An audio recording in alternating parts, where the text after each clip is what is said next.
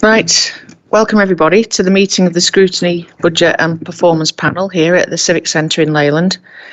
I'm Councillor Ange Turner, the new Chair of Scrutiny Committee, and we have committee members in the Civic Centre along with the necessary officer support. The meeting is being live streamed via YouTube and will be, available on the Council website. Some housekeeping for those in the Civic Centre. No fire drills are planned. And if the alarm goes off, please leave by the emergency exits at the back of the room and congregate on the car park. Please turn mobile phones off and switch your microphones off when not speaking. For those joining us via Microsoft Teams, please remain muted and indicate at the appropriate time when you would like to speak, and I will bring you in. I will now move on to the agenda. So, do we have any apologies for absence? None? Okay. Members are reminded to declare any interests they may have associated with this agenda tonight. No declarations of interest? Thank you. Minutes of the meeting held on Monday the 21st of March 2022. Members are asked to approve the minutes of the last meeting. Okay. Do you have a seconder? Yeah, okay. Got those names. Yeah, okay. Do you have to sign them? Okay, right. So that the next item then, matters arising from the previous Scrutiny Budget and Performance Panel meetings. Members, I'm asking members to remove those recommendations that have been accepted and completed. Okay. Okay. Okay. Now, item 5, Q4 Performance Monitoring Report 2021-2022. I'm delighted to welcome Councillor Paul Foster, Leader of the Council, here this evening, supported by the Chief Executive Officer, Gary Hall, Chris Sinnott, Vicky, and some of the directors, who will present the report and answer any questions. Thanks, Chair, and I'll be first to welcome you to your new role as the Chair of the Scrutiny Committee. Good to see you. Chair, I don't intend to speak on the report for a large amount of time because I'm conscious that we'll have the Scrutiny Committee meeting now, then followed by the Cabinet meeting. I think it's mostly important that we answer questions, the directors and I, on the report. Just to remind the committee, this is the look back, so this is as at the end of March 22, Q4 of the previous municipal year, and you'll notice that the majority of the major projects that the delivery of the corporate plan are on green. There's one that is indicated as amber, Chair, which is the delivery of the new Worthing Hall complex. Members are acutely aware, we've debated long and hard that there were some delays with the delivery of that project. However, I am pleased to announce that that project will be complete in the next 3 to 4 weeks. And when you get a chance, we should take the committee back because it's absolutely tremendous. It's quite unbelievable how good that hall is now looking. And I can also report, Chair, that it's within budget as well. You'll be pleased to know with your project management background. At the back end of the report as well, you will notice that the officers have added in a brief update on the customer service centre and the challenges that we've had with Gateway and the complexities we have with the huge demand on the calls. It's there for information, but clearly we'll happily take any questions you may have, Chair. Thank you. Okay, thank you for that, Councillor Foster. So we will go ahead now with a number of specific questions that we have on the report. We have obviously already decided which councillors are going to ask them. So I'll start off with the first question, which refers to page 13 of the agenda, paragraph 15. Reference is made to the peer review revisit. Please could you give us an update on this and when the feedback will be made available? So we're bringing a paper to council, Chair. I'm looking at is it July? Will it be July? Yes. Yeah, the July council. There'll be a detailed update report provided. As you were aware, Chair, the review was very, very positive with the improvement journey that we've been on. As I say, the next council meeting there will be a paper provided. Right, thank you for that.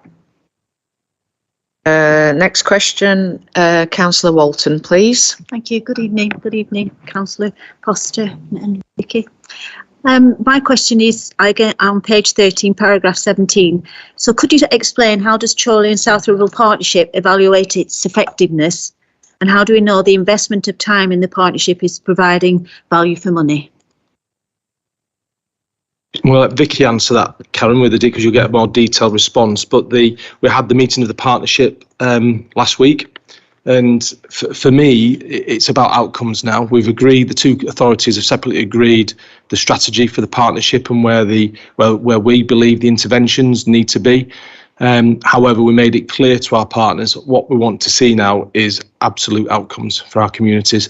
But also we need to be flexible as well, Karen, because we need to change to the demands of our community as well. And the cost of living crisis, for example, is having a huge impact on our local community. And I know it's something that the partnership is looking very, very quickly at how we could additionally intervene. But on the outcomes and the value for money, Vicky? Thank you very much. So the partnership has agreed its new strategy. We've now met 3 times, including the meeting last week. And the strategy includes 3 core priorities around how we use our collective information, how we deliver services within a place, and how does that make sense for residents? How can we better work together as partners so that jigsaw fits together? Because I think all too often in public services, people have to go to many points of contact and ask many different partners for information, the same partners asking the same people for the same information. So how can we do that in a more coordinated and joined up way? So that's another priority. And then the third is around looking at our economy and how do we come together post-COVID to work together more closely to improve our economic outcomes. So that strategy was approved in September, and since then we've had an economic summit which brought together over 100 businesses to discuss how we can respond post-pandemic. We've looked at a number of solutions for how we share our information and data together and put in place processes to do that. So there's a lot of data governance that goes around, so a lot of rules and processes that we have to set up. So how can we do that as individual partners so that the council can share information, so that the hospital can share information with us to help with that flow of information rather than everybody having to tell the same people the same story more than once.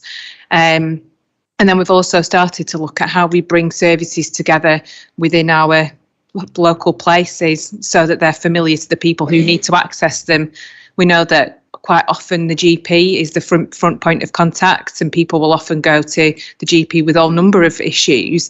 But how can we then make sure that what may present to a GP or a doctor is then met by a whole range of services? So quite often people may have issues with well-being, with mental health, with debt, with financial issues, with support with their children while they're poorly. So how can we make sure that people get the whole package of services? So that's something that we've started to look at this year, and we've spent a lot of time on working outside the meetings is the reality. The meetings are the formal setting, but we do a lot of partnership working outside of those meetings. And we will review our strategy. We're into the process of doing that now, ready to refresh it again this September. So we go through a continuous process of meeting with our partners, and we'll gather all that feedback and refresh the strategy later in the year. It will. It can do. Yes, of course. Yes, of course. Thank you. Right, okay. Thank you for that.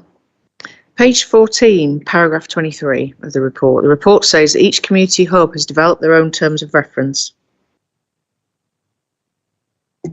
Please could you expand on this, as Penwitham Community Hub hasn't had this done yet? Thank you. They should have done, Chair, and it's something that I'll ask Aniela to come and sit and talk with. I think, Will, you're the chair of the hub, the vice chair. We need to get together and discuss that, because remember that this is bottom up, not top down. So the hub operates and develops its own terms of reference for how they see best fit to deliver the the needs of the community, and Pemberton in particular is quite unique, because you're the only hub that is actually covered by a town council as well on its boundaries. So we'll take that away, Chair, and set up a separate meeting to discuss that with you. Thanks for that. Right, thank you very much. Good evening. I'd like to ask a more general question about the hubs.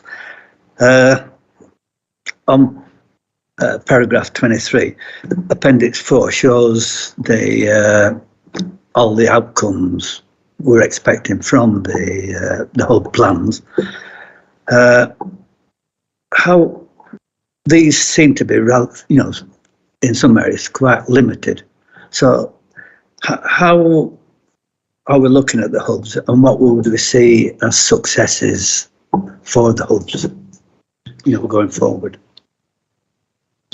Thanks, Colin. You're right, and I think it's on the community hub action plans are actually on the agenda for the cabinet to discuss tonight. And the hubs are very much what the local councillors and the local community want them to be. And you're right that some hubs do more than others, but that's the hubs. That's for the hubs to decide how they want to interact with their local communities and their key stakeholders and partners. And as you see, they all do operate very differently when they do. But again, that's not a criticism of any of the hubs. That's actually what we want. And as an administration, that the hubs do what the hubs believe is their priority for their community. And it's something that we really want to push on the next 12 months, is to develop those individual models of those hubs. And I think it is very much work in progress as well, because it is a different concept and a different approach. And if you remember, the peers actually really liked that approach. It's community led. So I do think it's been exceptionally successful as well. And I think the proof of the pudding's in the eating as well, because you can see now how the hubs do massively engage with their local communities as well.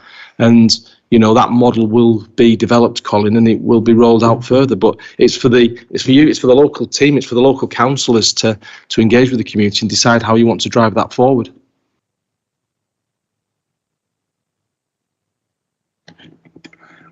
Right, thank you for that, Councillor Foster. Councillor Sharples. Thank you, Chair. Good evening, everyone. Page 15, paragraph 24 talks about tourism strategy. What evidence of need is that a tourism strategy is needed, and what do you hope to get out of it? And it says a marketing agency is being commissioned before a working group has been set up. Shouldn't it be the other way around? Thanks, Colin. No, I disagree. We've developed we're in the process of developing a strategy and bringing it to council. And I think it's an exceptionally important piece of work, because as we saw with the Jubilee weekend celebrations, there's so much more that our borough could offer its community, and with bringing people in on the Leyland Festival, which it's maybe a bad example of this because the Leyland Festival is well established, but we had between 25 and 30,000 people attend that on the bank holiday. And that's phenomenal for South Ribble. We had thousands and thousands attending the Worden Park celebrations the next day with the music in the park. You look at the work that they're doing in Penwitham Live, and we just need to coordinate it and bring it all together, Colin. And there's more that we can do now. We've got Worden Hall, for example, will be one of the primary visitor attractions in Lancashire. Trust me on it, it really will. the work that we've done, Chair, at Hurst Grange as well, with the coach house.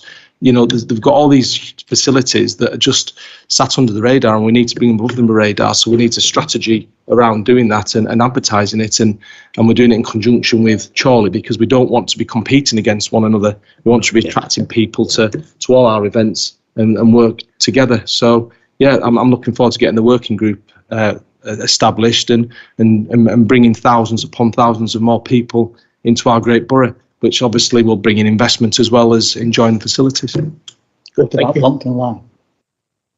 You didn't mention that. Yeah, Longton Live as well, of course, Colin. Thank you for that, Councillor Foster. Next, please, Councillor Walton.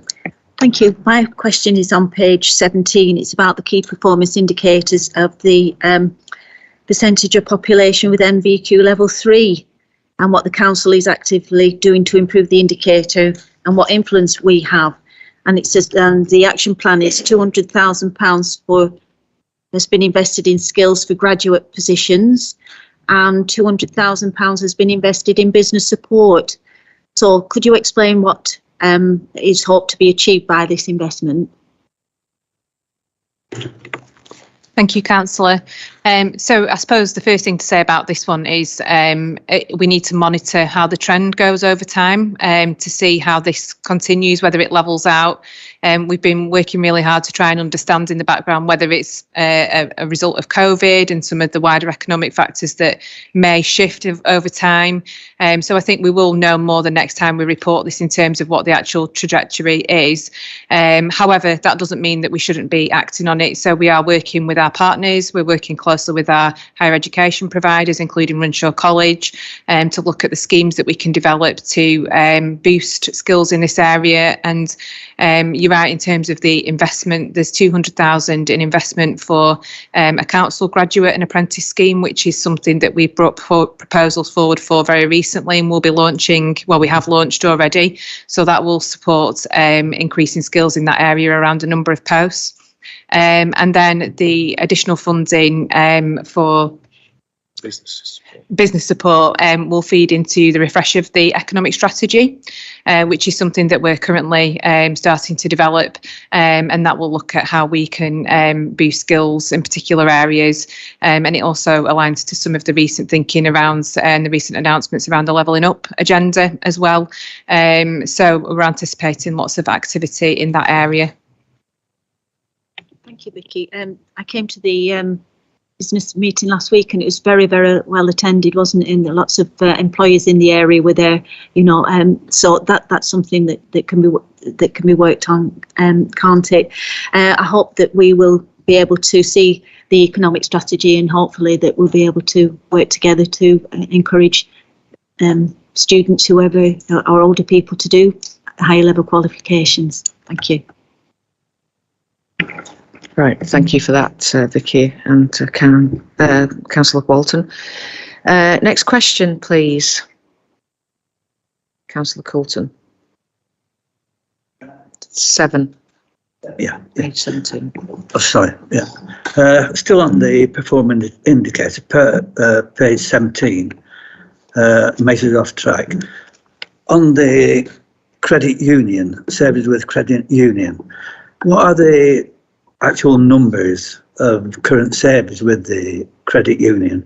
How much money is saved with the union, and how much, how many loans are given by the credit union?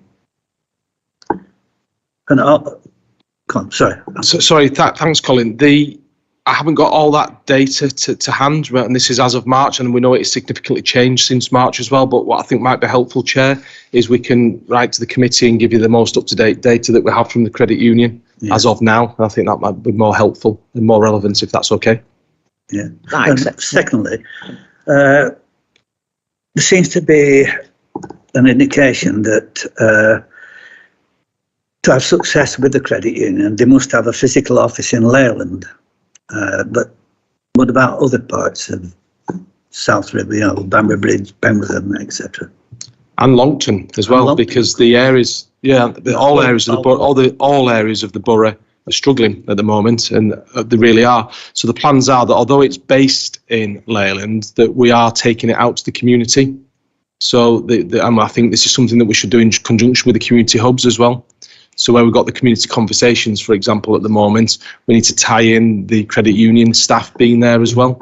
And that's something we're looking to do, Colin, as quickly as possible. So it is a plan that the credit union will not just sit in Leyland, they will get out to all areas. And it's something that we're looking to support of the hubs doing that as well. Forum on the 30th of this month. So let's speak about it then, and I'm sure that a member of the credit union would attend. Yeah.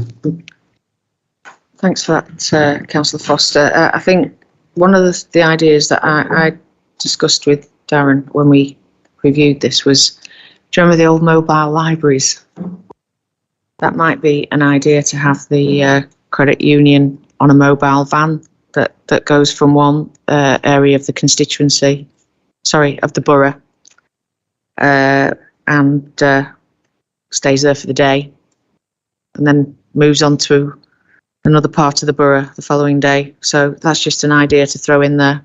No, it's a really good point that you raised, Chair, and it's we have actually got funding available to do that as well. So we will most certainly look at that straight away and report back. Certainly, Councillor Walton. Yeah, thank you, Chair. It was just something that when we did our task group at Scrutiny about income deprivation, it was one of the things, one of the recommendations, I think, for the citizens' advice to go into different areas. So that would be something that, could complement this as well, couldn't it? Chair, can I possibly help with this? So the model that the credit union operate is a hub and spoke model. So Leyland will be the hub. The spoke would be working out in communities. What is required to enable that to happen, and a lot of the credit union activities is based upon volunteering. So they look for community volunteers to help out in those communities, because essentially what they set up in those communities is collection points and contact points, but it's primarily done by volunteers. So again, people in the community helping people in their own communities. So that's the model that they operate. So that's something that maybe the hubs could pick up and look for volunteers to work in that space. Right, thank you for that, Mr. Hall. Sorry, next question, please. About community cooperatives, can you just give us an outline what is meant by community cooperatives and what outcomes will there be from this project?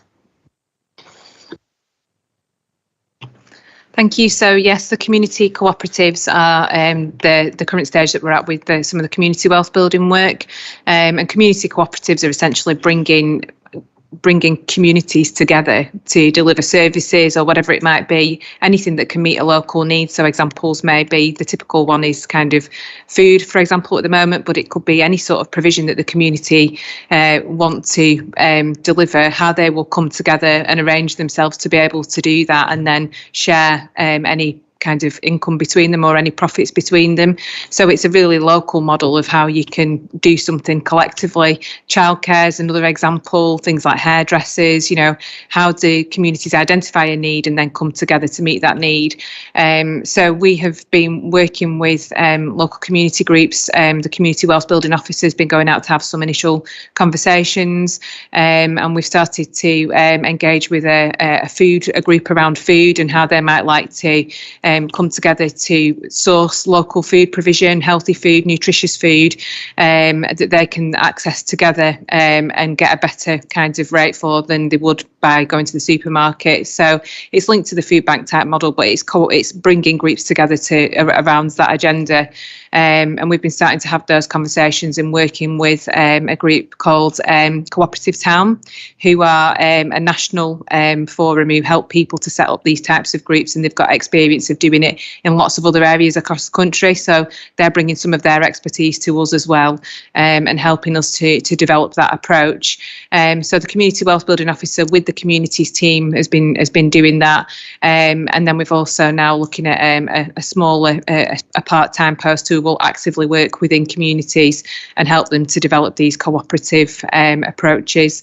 So you may see cooperatives on a much bigger scale in other places, but they can be just a small group of residents, and they quite often do start very small and then grow. I'm conscious I've got a community wealth building expert sitting behind me, so I hope I've given a good summary of what they are, but we're actively progressing that as the next stage of the project now, so we should start to see some cooperatives developing, and that's the aim, to form one and then evaluate it, see how it goes, see what worked, see what didn't work, and see how we could improve it and try it again in another area, while continuing to provide support for those groups to grow, and giving them the tools and the expertise to do that themselves. Thank you, Vicky. I hope that goes really well. Sounds great. Thank you. Thanks. If I could just ask a supplementary question on that. So the community cooperatives, is it possible to have a register of every single one of them as they develop and appear and declare themselves as a community cooperative in South Ribble, so we know where we're at in terms of breadth and width? Thanks. Yep, we'll certainly do that. I think it's important to say that these things often don't happen quickly. It's about bringing residents along with us and giving them support. So I think, we'll get one or two, and then hopefully we'll be able to grow it from there by showing what can be achieved and what we can deliver. But yeah, we can certainly start to gather those examples together as we develop the cooperative approach. Yeah, thanks. It just gives visibility of where we're up to on it. Karen, Councillor Walton. Thank you. Well, you've already answered part of my question. Paul was saying about when Worden Hall will be completed, and we would welcome Scrutiny visit again, because we saw it in its very raw state a few months ago in the winter, so that would be very nice. But it was amber rated on our report, and one question was, should it have been a higher rating at that particular time? And the reason given for the project being delayed was due to supply chain issues. So what has been learned from this for other projects going forward in the future? Don't get involved in construction projects, Karen. It's the beset with problems. Yeah, so I think we have to be cognizant of the situation that we still find ourselves in post-pandemic, and there is construction is risky, and there is a long lead time for some certain critical items, which is what has delayed the project at Worden, with the roof lights and some of the timbers. You've got to remember as well that this was it's a listed building, so there's only you couldn't really swap out materials either, Karen. You had to use specifically what the conservation team were instructing us to use. The lessons that we've learned, so for example, on the extra care facility, for example, there's long lead items that are being the contractor is looking to pre-order as quickly as they possibly can, and that's where we also need to give realistic and deliverable programs as well, and milestones that are achievable.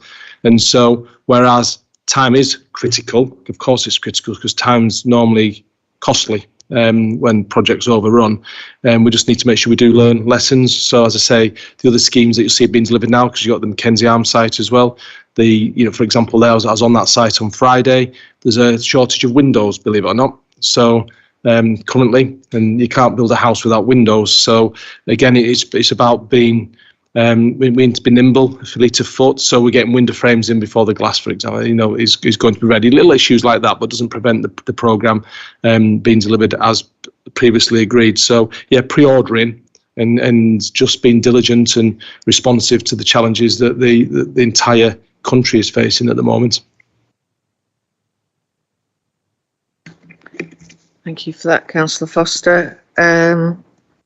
Question 11. Yeah, I just wanted to say question 11 and 12 we're not doing. Just wing that. Okay. Right, next. Oh, yes. Page 30, Appendix 3, Customer Service Calls. What is an acceptable average wait time for customers from your perspective, and what are your views on having to wait over 43 minutes? What practically is being done to improve this situation?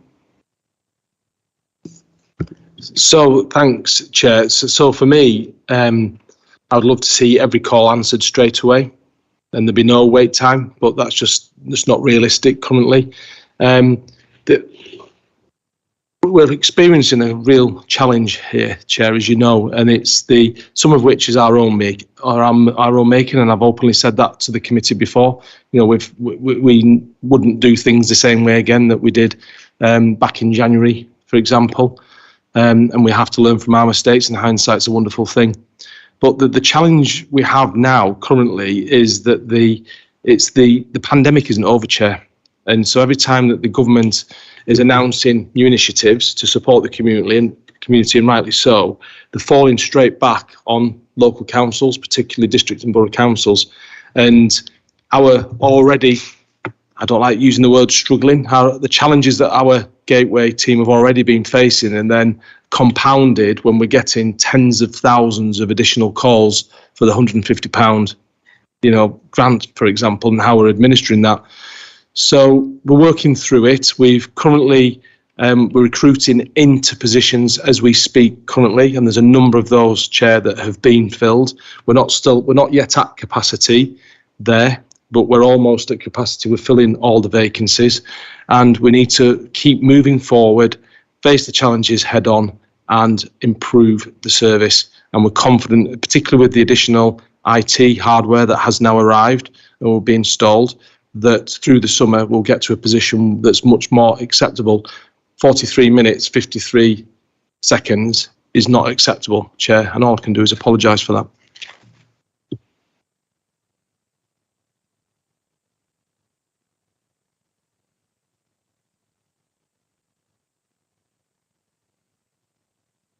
Right, okay, thank you for that, Councillor Foster. You've kind of answered the second question, so I won't the second question of that category, so I think I'll leave that for now. Councillor Walton. Thank you. Again, mine is about the issues with customer services and the review implementation and the delay in recruitment. Should these problems of recruitment not have been foreseen and predicted, because we were coming up to the peak times when calls are requested for brown bins and council tax, and should really perhaps been delayed or whatever, and I see now that even now there are such a lot of vacancies and they're still not being filled. So can you explain what has been learned from recent experiences in the customer service review implementation? Thanks, Karen. So it's not, I think it's unfair to say we delayed the recruitment. We didn't delay the recruitment. We've struggled to recruit, Karen, and as have a lot of businesses up and down the country, we are really struggling to fill vacant posts, and we're having to do things differently now and offer different terms and conditions, which we've done through the shared services, to try and entice people to come and work for us, because there's an awful lot of vacancies out there at the moment post-pandemic. So we've tried and continue to try, and Vicky's here, who's in charge of HR. All I can tell you as a committee is the recruitment side is improving. We are seeing a better uptake in the vacancies now, and we're getting them filled as quickly as we possibly can. To answer your first part, Karen, I sort of answered that earlier. Introducing a new telephone system just as the green bin renewals were due was probably not the best decision we've made, and we've learned from that, and that won't happen again. So we do learn from our mistakes.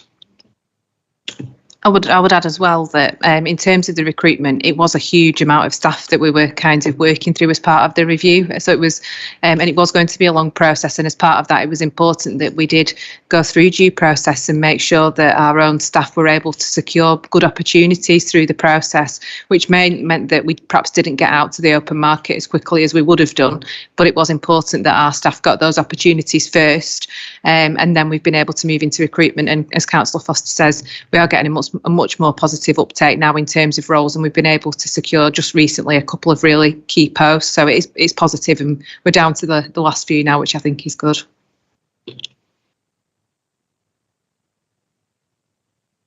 Thank you for that, Councillor Walton. Next, please.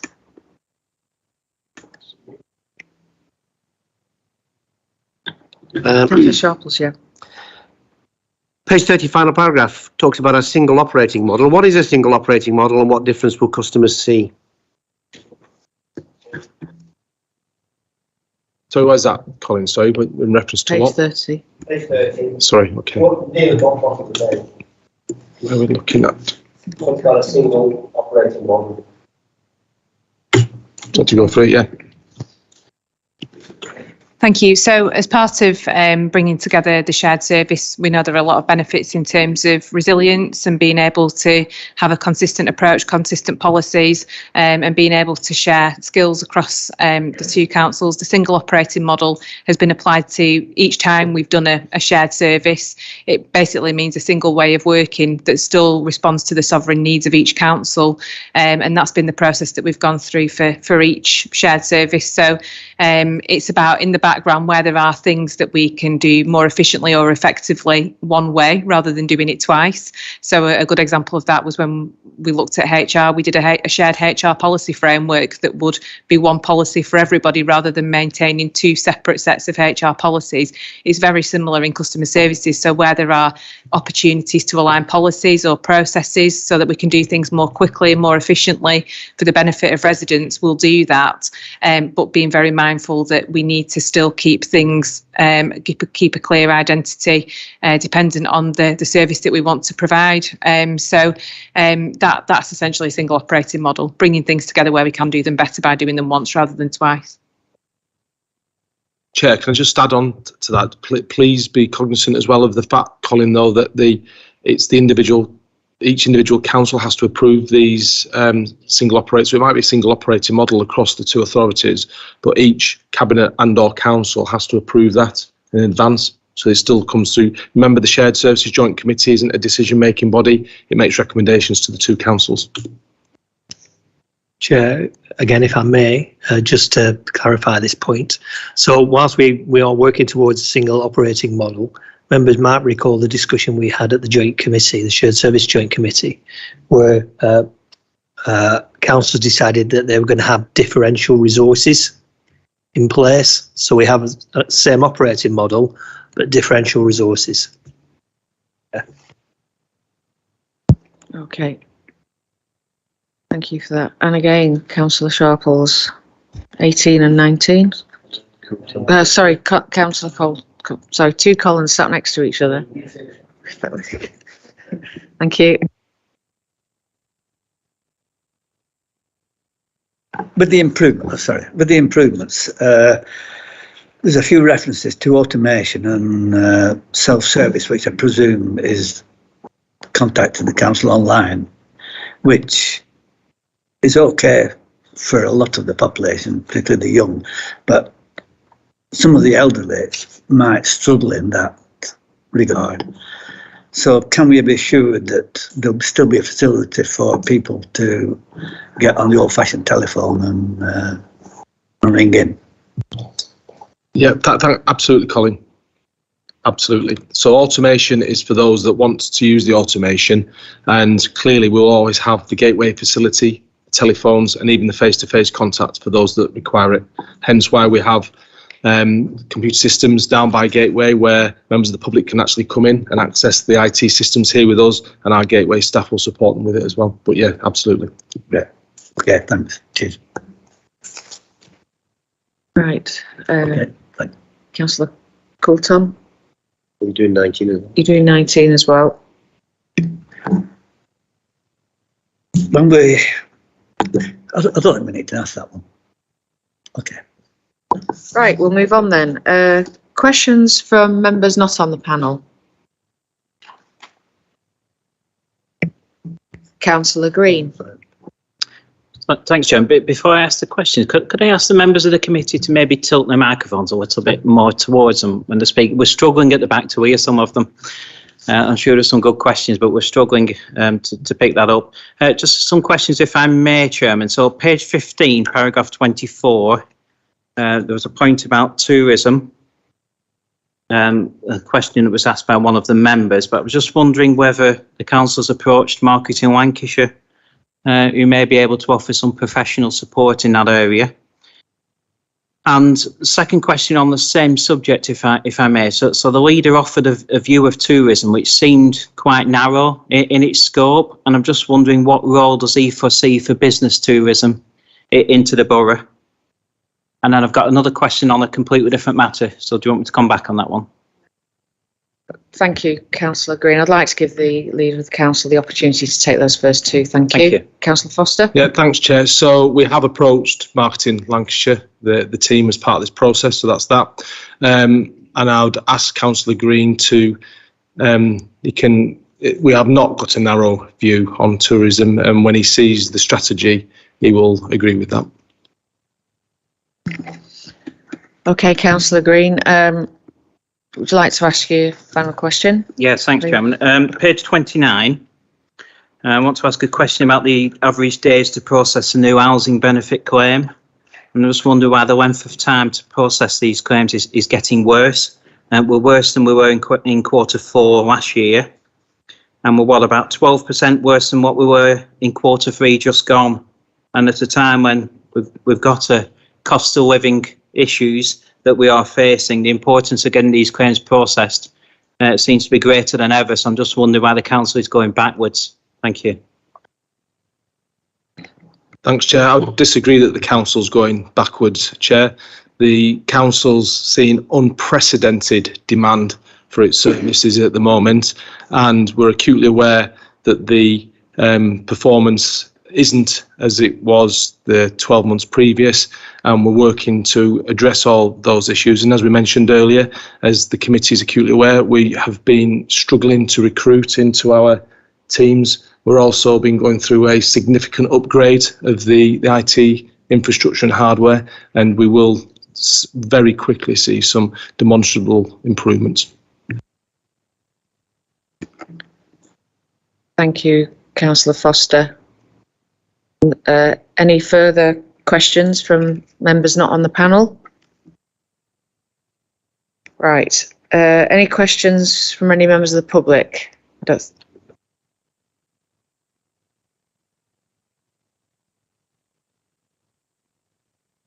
I please have the draft recommendations, please, Darren? Thank you, Chair. Just some of the themes covered during the meeting that the committee might like to consider as recommendations. The panel thanks the leader and director for their detailed report and answering questions. The panel looks forward to the Chorley and South Ribble Partnership presenting its draft action plan to the Scrutiny Committee later in the year. The panel asks for more information on the number of credit union members and the amount saved and loaned. The panel welcomes the commitment to take the credit union out to local communities across the borough and linked to our community hubs. The panel expresses concern at the customer service wait times and acknowledges the steps being taken to improve the situation and learn for the future. Thank you, Chair. Okay, so I'll move on to item 6. I'm happy with what you've just said there, Darren. I'll now move on. Can you tell I'm new? I'll now move on to item 6, Corporate Revenue Budget Monitoring Report. Very exciting, this, and reserves. Provisional out-term position at 31st of March 2022. I'd like to welcome all the Cabinet members that are here to support us on this item 6. And I'll kick off by asking the first question. So, what impact are rising fuel and inflationary costs having on the council's budget, and how do you see it playing out moving forward? Thanks, Chair. I wasn't expecting that question. First of all, may I, obviously Councillor Tomlinson does send his personal apologies that he's not available this evening to present this report to you, and I will do my best to answer the questions you have. We also have, as I say, we have the officers here as well. So we're currently on the utility side of things, Chair. My understanding is and when I've spoken to Gary and Louise about this, is that we're currently tied into a long-term deal on our utilities, but clearly the current challenge for everybody is the rising costs. And I know we just have to factor those costs in, Chair, into the revenue budget, and it's something that we're going to need to deal with. But be mindful, though, that particularly where our areas of significant costs do arise for utilities, which is in the leisure centres, for example, we're just in the process of fitting a load of air source heat pumps and basically trying to get rid of the gas from all the sites. So it's not just the benefit of the air quality and the global warming, it's the positive impact that we have operating those in respect to the utility costs as well. But it's something that we're acutely aware of. But my understanding is that we're currently tied into long-term deals anyway. Can I just ask a supplementary on that? What's the longest term deal that we're tied to in terms of what year? I do not know, Chair. No, sorry, I can't give you the precise date on that, but we can look into that. I'd just say that we're coming up to the end of the Q1 for the new financial year 22-23, and we'll be pulling together the monitoring report to look at how we're actually tracking actual expenditure against budget and what that's looking like going forward. So we will be addressing the impact of utilities, fuel costs, and just general inflation, and we'll report that in the Q1 monitoring report. Right, okay, thank you. I'm happy with that. Councillor Coulton.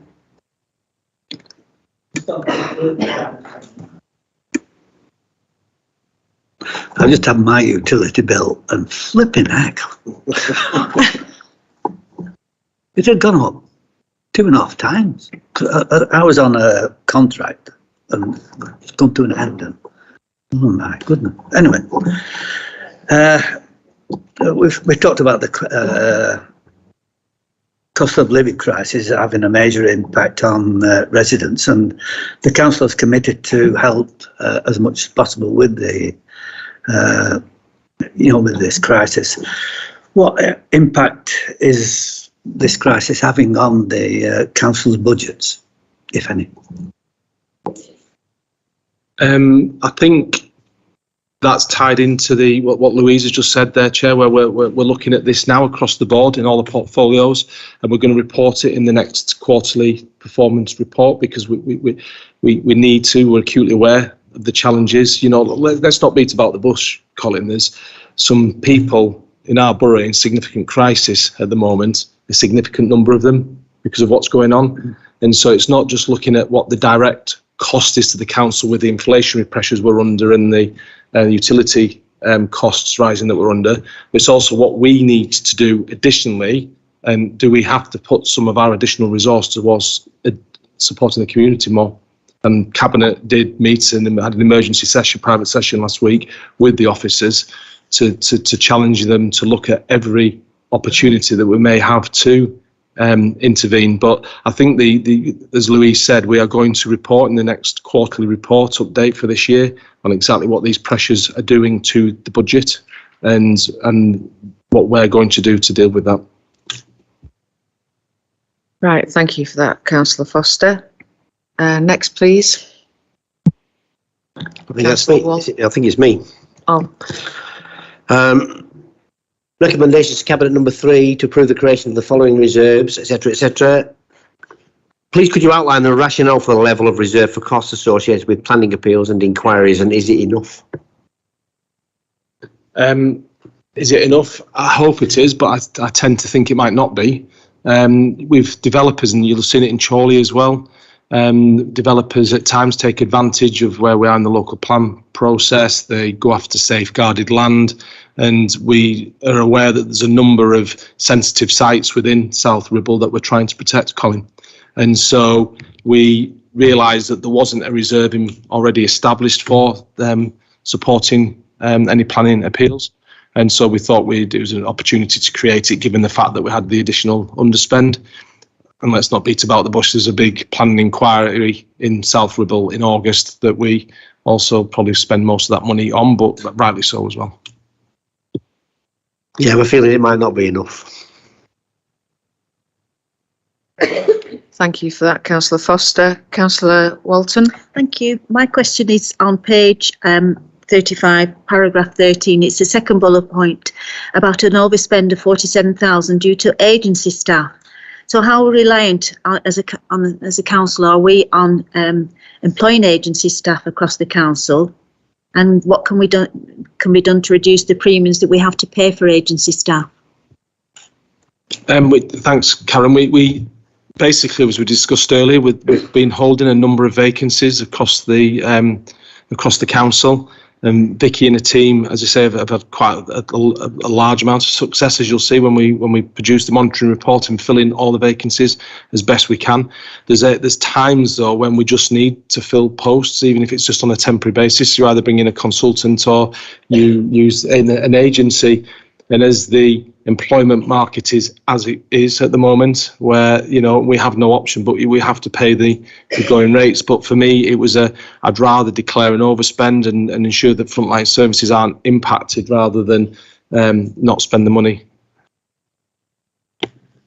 I think this is where the earlier point that you've made around apprentices and graduates as well really comes into importance around how we're growing our future workforce and making sure that we've got those skills inbuilt so that we're not paying for agencies where we can avoid it. But they do help us to smooth through times of recruitment. Sorry. Chair, again, I think we've highlighted this risk in various reports. What's happening in the labour market is that individuals now are determining that agency working is for them, because the rates that they can secure with you through agency working far outweigh what we can pay. So what we're seeing actually in some of our workforce is them going to work as agency workers. So this is a real challenge and pressure in the system now. Yeah, you make a good point there. I agree with you, because obviously it's almost become the employees now demanding what the market rate is for salaries, and who'd have ever have thought that would have happened after the decades of a private business controlling the salaries. And I also just would like to add, to sympathise with the council on this, is that there won't be many large businesses in the South Ribble Borough that don't rely on agency work right now because of the market forces where power has actually moved to the employees rather than the other way around. Councillor Foster, did you want to say something? I was going to actually endorse what you're saying, Chair, and at long last, the power to the people. There's far too many within our communities. Workers have not had pay increases across the board, particularly in the public sector, and they're now having the say. And this needs the levelling up agenda for me is levelling up in paying conditions for hard-working people in the NHS, in the public services across the board. And I think it's going to be a challenge for a number of organisations, because workers cannot no longer afford to live, and that's fact. And maybe being a little bit political, so I'll be quiet, Chair.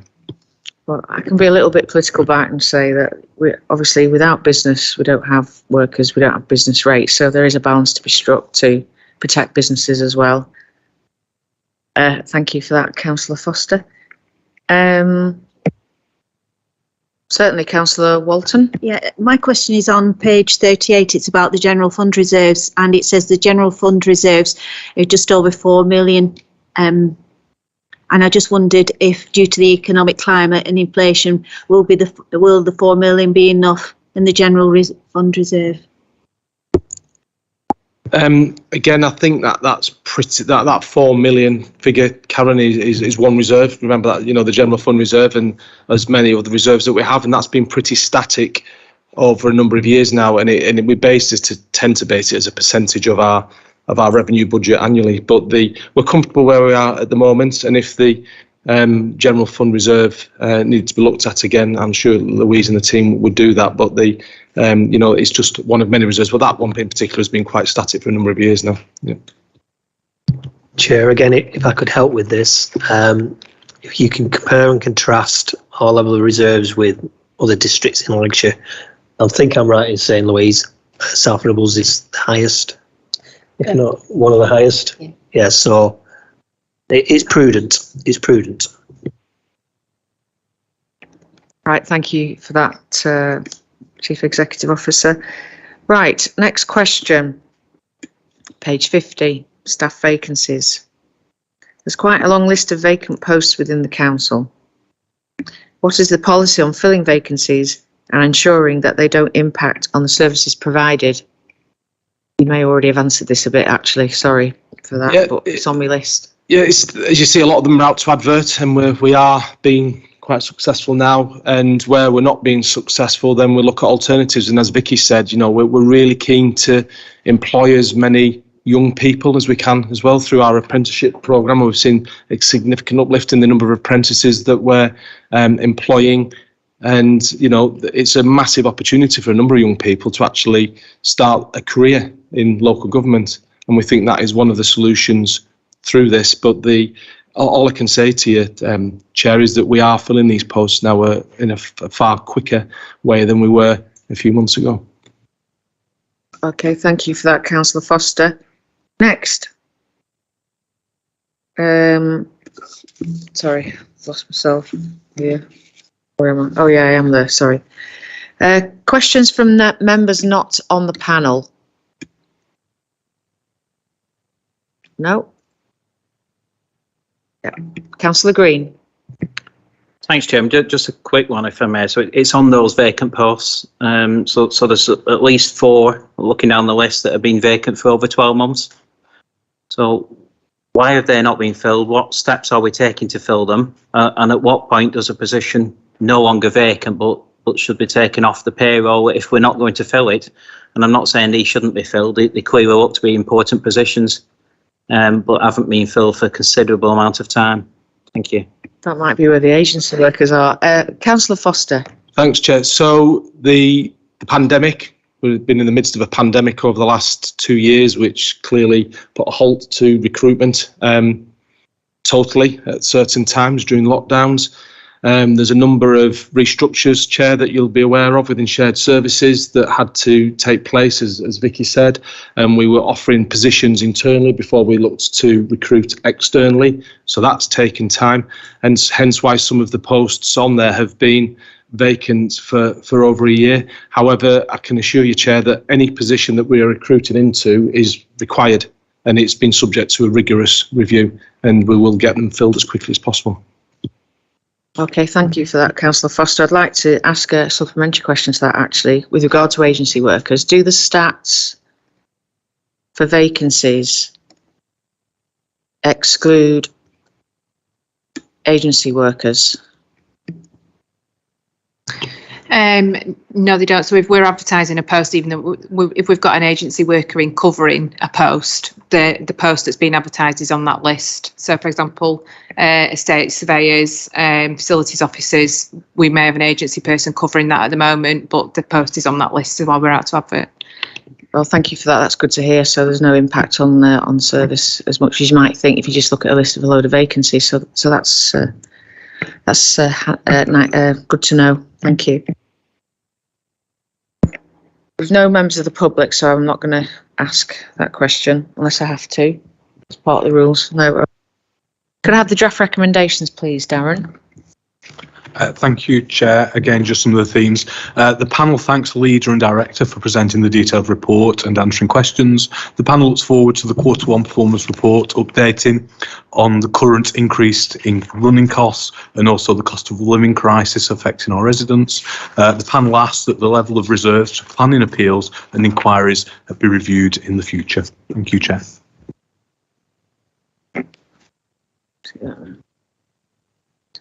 Okay.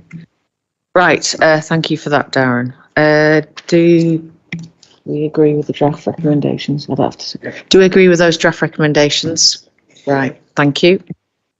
Item 7, Capital Programme and Balance Sheet Monitoring Report, out-term position at 31st of March 2022. And we have the responsible Cabinet Ministers here to help answer any queries we have. So, first question from myself. page 56, paragraph 26. Borrowings and investments. What impact will the recent increases in interest rates have on our assumptions and budget position? So reviewing them all, Chair, because clearly as interest rates increase, the cost of borrowing will, through the Public Works Loan Board, will increase as well. And so as part of, if you remember, every investment that we make in the council subject to a bespoke business case being presented and approved. And I think one of what I would say, you've heard me say before, and Councillor Tomlinson say before, we need to get on with some of these investments if we're going to do them, because there's going to come a time as inflation continues to rise and interest rates continue to rise, they may unfortunately become less affordable to us in our communities. So we keep a close eye on it, and every single decision is made individually, viewed on the business case that's submitted by Louise and the team. Okay, thank you for that. Chair, again, if I could possibly help with this one, just very quickly. At the minute, everybody is familiar with the fact that actually South Ribble is, people call it cash rich. It doesn't really mean that. It means we have a lot of cash in the bank at the moment. The interest rate rise initially will help us, I think, over the short term. The decision then is when to borrow. Do you fix in now before interest rates rise? But then there's the holding cost of borrowing, or do you leave it? And those are the Treasury decisions that are made on a regular basis by Louise. But I think initially it will help because we are already seeing interest rates on deposits increase. So. Okay, I just like to ask a supplementary question on that. So on some of the borrowings that we have, though, we have a fixed rate of interest to last so long, or is it a spot rate? So at the moment, we don't have any borrowings at all. We've got the £56 million approximately that was at the end of March was on investment. So that's the quantum that. So £56 million that we had at the end of March is the quantum that's tied up in investments. So under the Treasury Management Codes, we're not allowed to borrow in advance of need. So we would need to utilise all our cash investments before we looked to take out additional borrowings. So the fact that interest rates have gone up is only a positive because we should be able to attract higher values of return on that. But when we do evaluate a business case, we do work on the assumption that it would be borrowed to ensure that we're looking at the business case holistically from a financial perspective. All right, thanks for that, Louise. That's good news, actually. Good to know. Okay, Councillor Sharples, please. Yeah, thank you. Page 57, paragraph 28 is about debtors. How robust do you think the assumptions are for the level of debt considering the current financial environment?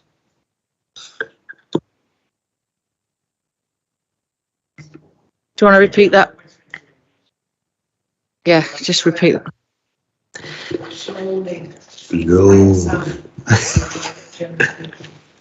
No. How robust do you think the assumptions are for the level of debt considering the current financial environment?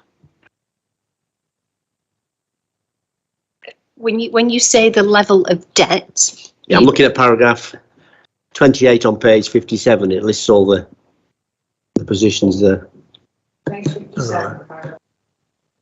Paragraph 28. Okay, so those the balances that we've got there in relation to the level of debtors, and you can see that the collection rates during the year 21-22 for both council tax and business rates are holding up.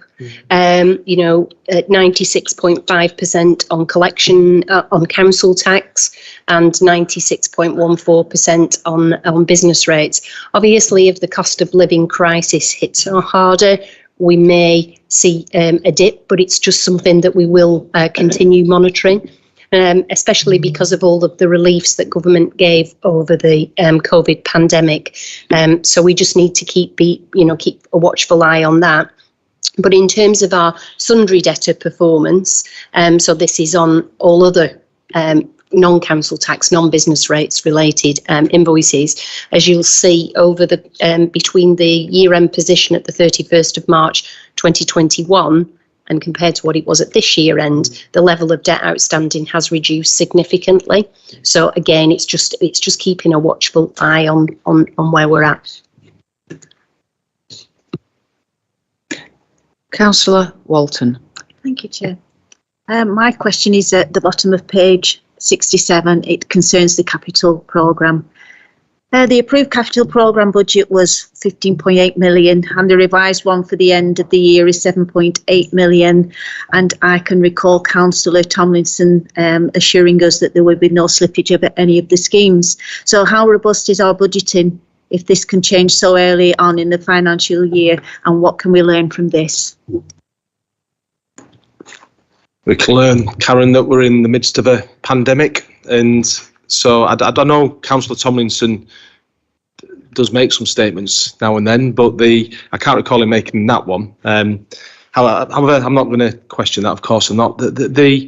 Councillor Tomlinson is reviewing the capital programme every single month with Louise and looking at the requirements for borrowings and financing our schemes. But as you're aware, particularly the leisure, we made some significant changes to the policy on the leisure centres, which has seen a significant drop in the capital requirements for the capital programme.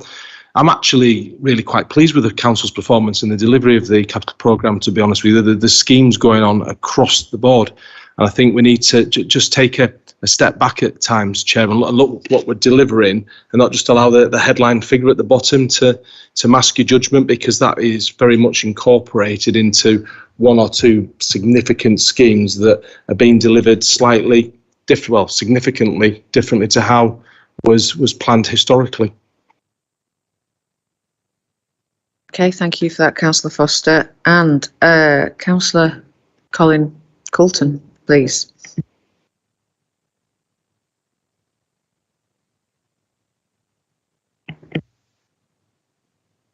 The capital budget has been more or less halved. So how confident are you that we can deliver that revised capital budget, or are we likely to have to reduce it still further? Thank you.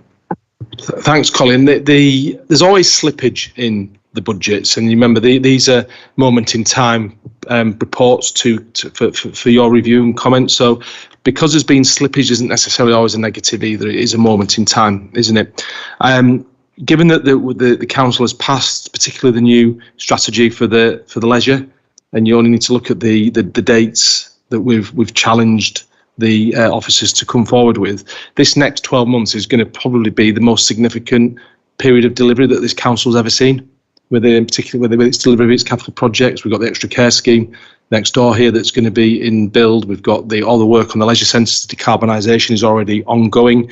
There's a paper to Cabinet tonight for the procurement of the policy for procurement for the leisure centre refurbishment programme as well. And we've got challenging deadlines in there that we're going to meet. So I'm very confident, Colin, that we can meet the aspirations of the capital programme. Councillor You look puzzled. But have we got enough staff to actually do all this work? You've outlined noodles of work that's happening. So have we got enough staff to actually do this? That's the... Yeah, so the answer is yes. So particularly with construction projects, you employ the staff to deliver the construction project for you with your professional team. So again, one of the, as you'll see tonight, it's the appointment of the design team is critically important for the delivery of projects. So we oversee it and we manage the scheme within the authority, but we outsource a lot of the professional services to the consultant team individually to the projects, and that's the industry standard way of doing it, Colin. So my answer to your question is yes. Okay, thank you, Councillor Foster. Now, do you have any questions from members not on the panel? Councillor Green. Thanks, Chairman. It's a question with regard to the delivery of disabled facilities grants. So looking at the budget, Can you give us the page number, please? And the Yeah, paragraph, page just to help? 64. I think there's a reference earlier in the report as well, but what I'm looking at is page 64, Chairman. Okay, go ahead. So more than a quarter of the budget that the council has set for disabled facilities grants has not been spent and is being reprofiled into the current year now. Obviously, these are to carry out essential works for some of our very vulnerable residents. And what confidence can those residents have moving forwards that South Hibble will be in a position to spend the full allocation of the budget to provide the important interventions which are required for the residents of South Hibble? Thank you. Chair, I'm going to take this one because I'm familiar with it. So the challenge here is the assessments done by the County Council. So once they are passed to us, they are processed in good time. So the challenge at the minute is occupational therapists. And we've gone full circle here because the challenge is getting the right people to do the assessments and enough occupational therapists to do the assessments. And there's a challenge in that market. So that's a real issue here, is getting those assessments done very, very quickly. And as Councillor Green has pointed out, at the moment, that system isn't working because we haven't got access to all the skill sets we need. Occupational therapists. That's a challenge. Yeah, I recognise that from a personal point of view with a family member. So, is there any other further questions from members not on the committee? No, right, okay, I'll move on. No members of the public here. Draft recommendations, please, Darren. Thank you, Chair. The panel thanks the Leader and Director for attending, presenting the report and answering questions. The panel asks that the capital programme be carefully monitored to ensure delivery of the planned schemes. Thank you, Chair.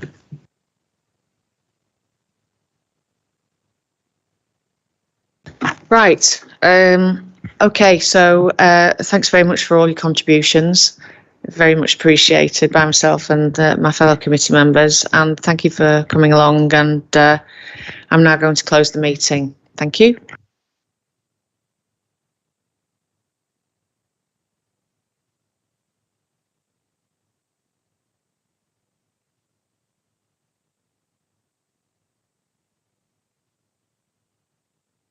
Thank you.